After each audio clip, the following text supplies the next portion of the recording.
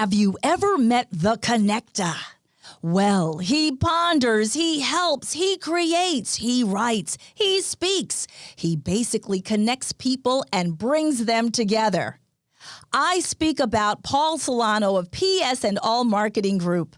At psandallmarketinggroup.com, you will receive an assembled group of Paul's contacts and connections that cross into many sectors of life. Please contact Paul Solano at 617-240-4130 or psandallmarketinggroup@gmail.com if you are in the market for a wide array of services. Again, please contact the connector, Paul Solano, at 617-240-4130 or psandallmarketinggroup@gmail.com with any questions. And now, here's Paul Solano, the host of Paul Ponders. Welcome to #Paul Ponders. I've really enjoyed bringing you fun, informed, intriguing, and pondering podcasts. Many thanks to #PodPro Entertainment. Today's collaborating sponsor, Scott Albertson of #Project142.org, Riverworks Credit Union, NMLS number 410564, and Remax Renaissance Realty of Reading. Thanks for listening, rating, reviewing, and subscribing. Let #Paul Ponders begin. Greetings, everyone. I want to welcome you to another episode of Paul Ponders. And as many of you know, I have a radio show that I'm host of. It's called the Paul Ponders Radio Show on WATD 95.9 FM. And I make the commute down to Marshfield, Mass., where the broadcast house is. And every Saturday, I listen to one of the most exciting, best talk shows that I have ever listened to. And the host of the show is Mr. Duncan Gray. And Duncan from Eldred's Auctioneers and Appraisers is with us in this podcast. Duncan, welcome. Thank you so much. I don't know if I'll be able to live up to that introduction, Paul, but I appreciate it. And you know what? I have to say, when you're in your car, you can't be looking anywhere with your eyes other than the road. So listening to a good radio show is great. I appreciate you being a listener as well as a podcaster and you come up 2 shows after me, so I don't often see you upstairs at the studio, but I will often see you down in the parking lot as I leave and you come in, and wish you best. You've been doing great. I know it's in your second year. I've only been there 3 years doing this show, so not much longer than you. We're still newbies compared to the other hosts on Saturday mornings.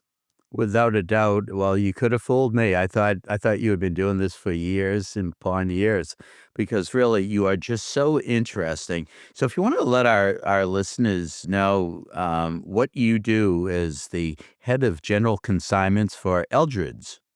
Yeah, well, that's the thing. I've in my day job, if you will, not my Saturday job, I've been doing that for decades. Yeah, I started in '91 when I got my auctioneer's license, and have been doing it ever since. And one of the things I like to bring to the show is the historical context around these items. And so when I prep for the show, it's often based upon what we see coming into our business, whether it be for a sale or an appraisal. And these objects that come in, I like to tell people it could be anything ever made by human hands in the course of history, because we could see something, pre-Columbian artwork, and then the same afternoon we can see a postmodernist painting. And it allows us to view into these objects, which they can't necessarily talk and tell you their history, but nowadays, especially with the world of the internet and knowledge being at your fingertips, you can explore the history and what these items have as a story. And that's what's intriguing to me. A lot of people get into the business that I do of course, as a way to make money. And the treasure hunt is sometimes that antique dealers love. And I have to say, anyone loves a good treasure hunt, Paul. Right. It's one of those things that you can have a great discovery in a state where the family is unaware of something of its value, and you can really make their day if it's coming up for a sale. The business that I do, head of general consignments, means that I'm a generalist, and in our business, there's oftentimes specialists that are involved with bigger companies, and you might be a maritime specialist or an Asian arts specialist. I have based my years of knowledge on my generalist categories, which means I've handled a little of everything. And I've actually only been with Eldred's for approximately 5 years. The company's been there since 1947. It's a third generation family owned company, the oldest one in New England, ongoing since then. Um, I joined 5 years ago. Prior to that, I owned a smaller auction gallery called Sandwich Auction House on the Cape as well. And now we're in East Dennis. So I have a little bit longer commute, but as a small company, we didn't have the ability to have specialists in each and every category. So the couple of us that worked there needed to have a good general basis of knowledge, because you could see those same items in a house that we do now. But of course, in now, and I'm not a specialist. I said, for example, Asian arts. Some of these pieces that can go back hundreds of years are not old in the realm of China. You got to get back 500 years before something's old there. But here, of course, it's a whole different history. And it's exciting because you never know what you're going to see when you walk into work on a daily basis.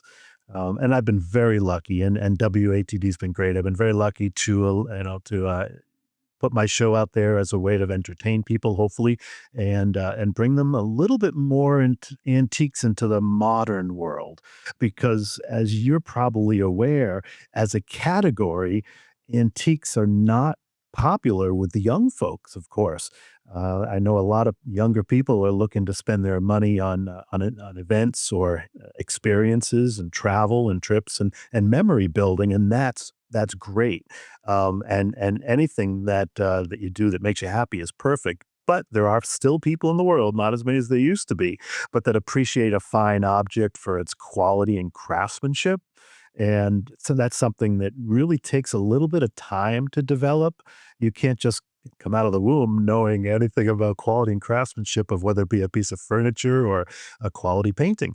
And that takes time to build. So luckily, I've been able to use my 30 plus years of experience in the generalist nature to come to Eldred's, and usually often I'm the point man for things that come in. And if there's luckily for what we do with seven specialists in various categories, if there's something that I'm not familiar with, I can certainly get some help from someone else.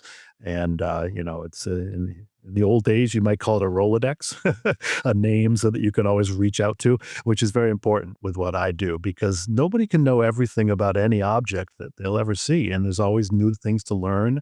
Um, so that sort of gives you a general idea of, how we approach the business. And when we bring things in, when customers bring things in for auction, of course, then it's a monetary role. We're providing a marketplace between a buyer and a seller, trying to maximize the dollars that are attained for the seller, but also trying to keep the buyer happy in that same transaction.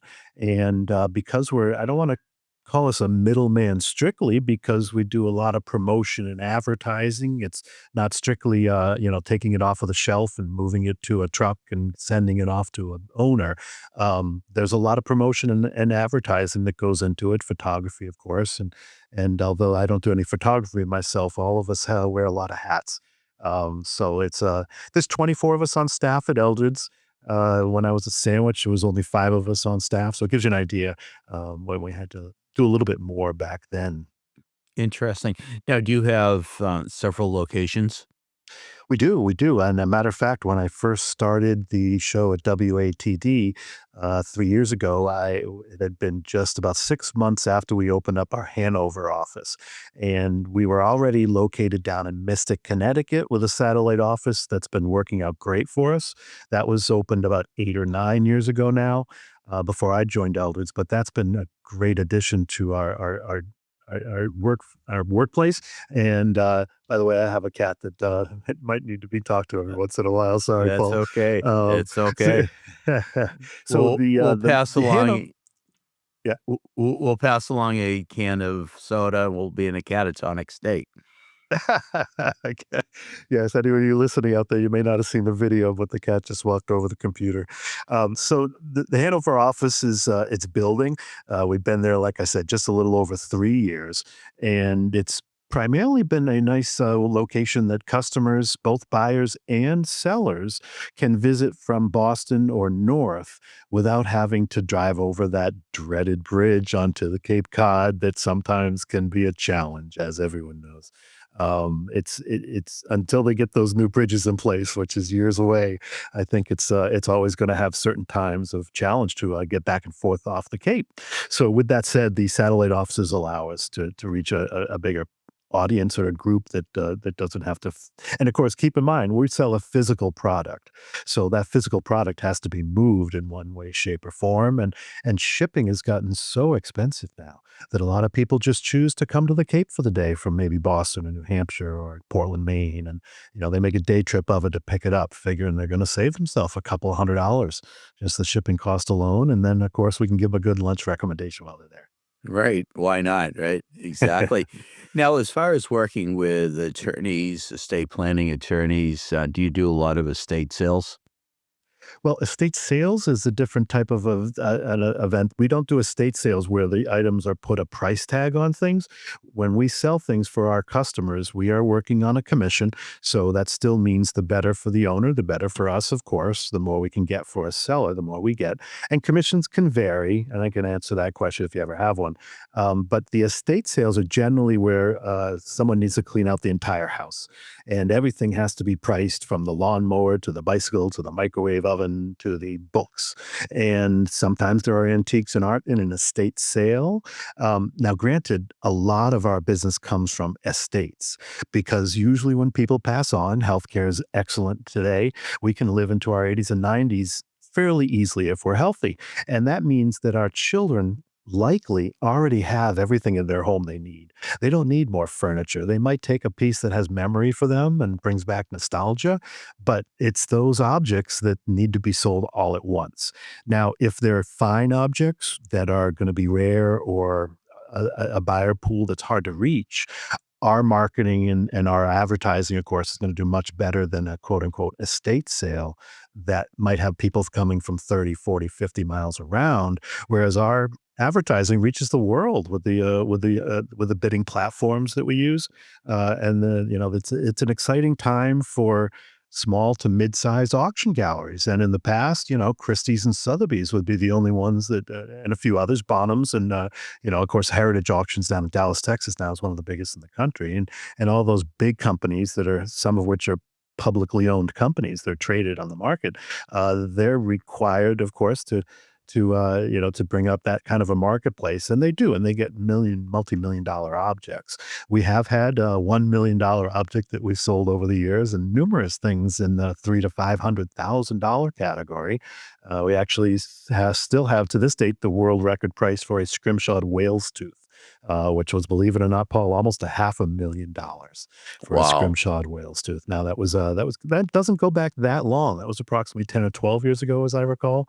And the marketplace is change on a daily basis, almost as much as the gold and silver market does with those things, because at that at that echelon of item, it's very rare air up there. There's not a lot of buyers who are going to step up to the pool and buy a $500,000 whale's tooth, and it's historically important. And you love to see these things go into a collection that they're going to appreciate them, which is wonderful for us to be able to move something from someone that doesn't want it to somebody who does want it.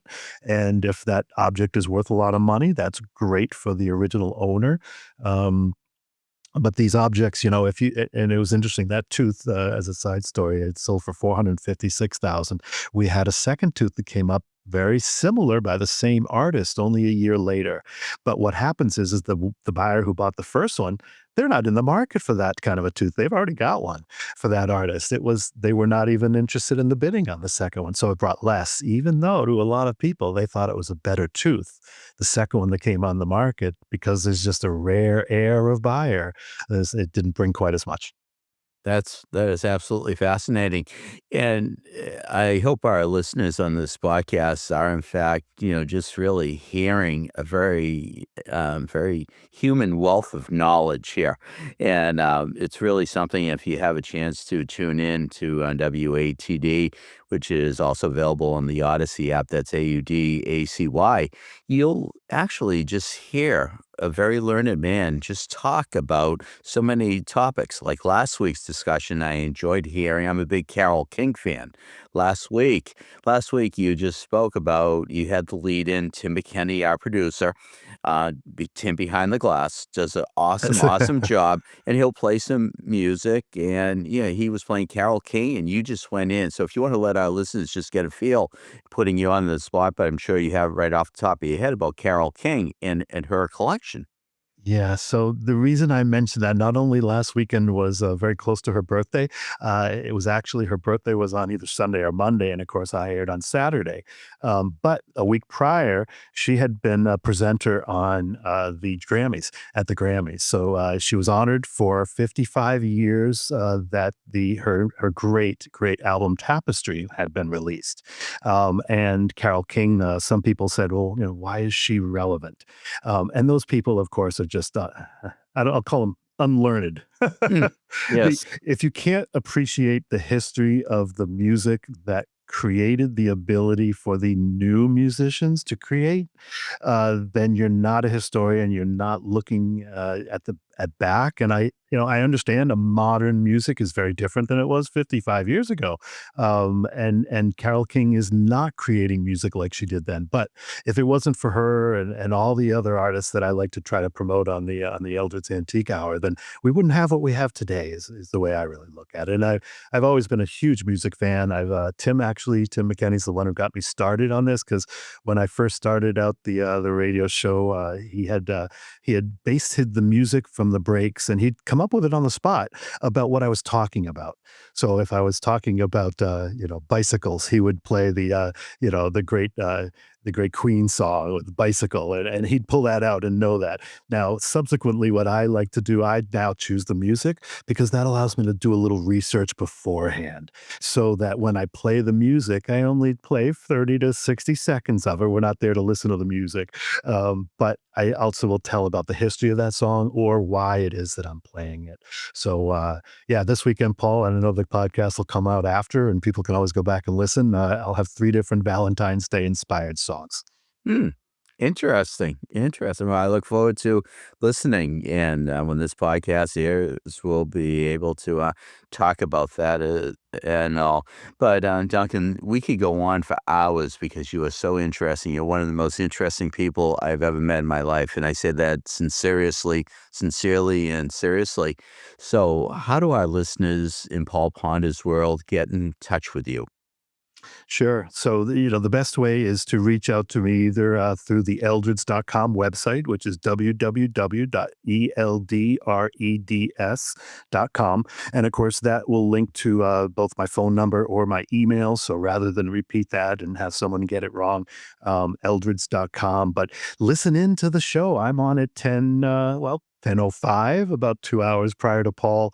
And if, of course, that's the best way to learn about what I do. Of course, we'll always give out our email address, and dgray at eldreds.com, DGRAY at eldreds.com. Either of those ways will find me. And, I often take, with people are listening later, I love to get topics of conversation for my show as well. You do, Paul, I'm sure, is that if anyone has something out there, like last week we talked about Matchbox cars, and the week prior to that we talked about vintage lunchboxes, and a few weeks ago, yeah, we did talk about bicycles. So somebody may have a story to tell or share, and we always appreciate that if they have any ideas they want to send in for the radio show. That is awesome. Well, Duncan, I want to thank you for taking the time to be on Paul Ponders, and your commitment to antiques and auctioneering has been absolutely fabulous. So I want to thank you for being on. And with that, I just want to thank you for that personalized expert service with exceptional results. Hashtag indeed. Thank you, Paul. Thank you. I trust that you have enjoyed Hashtag Paul Ponders. Again, my name is Paul Solano of PS&All Marketing Group, and I may be reached via email at paul@paulponders.com to do some more pondering. Many thanks to my longtime collaborative friend and associate, Chalonzo Amos of Pod Pro Entertainment, in bringing you our fun, exciting, informative podcasts. You rock, Techie Chalonzo. With PS&All Marketing Group, I created a side gig to connect you and get things done. Please do not hesitate to reach out to me at paul@paulponders.com with any questions. Subscribe to our YouTube channel at Paul Ponders. Follow us on Twitter at Paul Ponders Pod.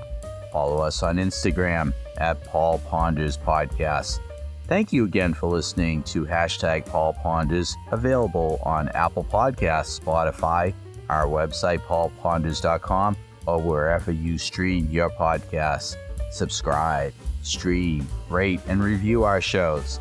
Your ratings and reviews help our show reach new audiences. Produced by Pod Pro Entertainment, #Paul Ponders lives within a network of podcasts located at podproentertainment.com. #the new radio. Until we meet again, my friend, stay well. #indeed.